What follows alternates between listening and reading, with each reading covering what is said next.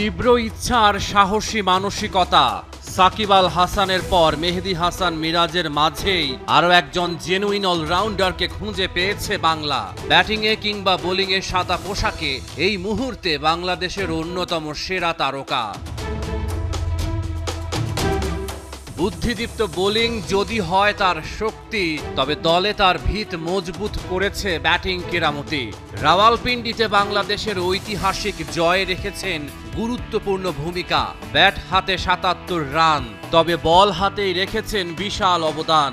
পাকিস্তানের দ্বিতীয় ইনিংস প্রায় একাই ধসিয়ে নিজেকে করেছেন প্রমাণ। টেস্টে গত এক বছরে বাংলাদেশের সেরা পারফরমারদের একজন মেহেদী হাসান মিরাজ। ব্যাটিং কিংবা বোলিং সবখানেই দলের মধ্যমণি। ব্যাটিংয়ে সেরা ৩-এ জায়গা করে নিয়েছেন তিনি। মিরাজের ওপরে রয়েছেন কেবল মুশফিক আর মুমিনুল।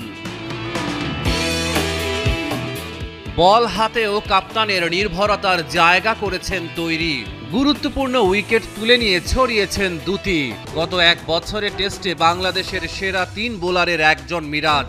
৯ ইনিংসে তার শিকার ১৮ উইকেট। ব্যাট হাতে ক্যারিয়ারের সেরা সময়ে রয়েছেন এই অলরাউন্ডার। গত বছর ব্যাটিং গড় ছিল ৩৯, চলতি বছরে আরও ধারাবাহিক মিরাজ। Batting average ৫২।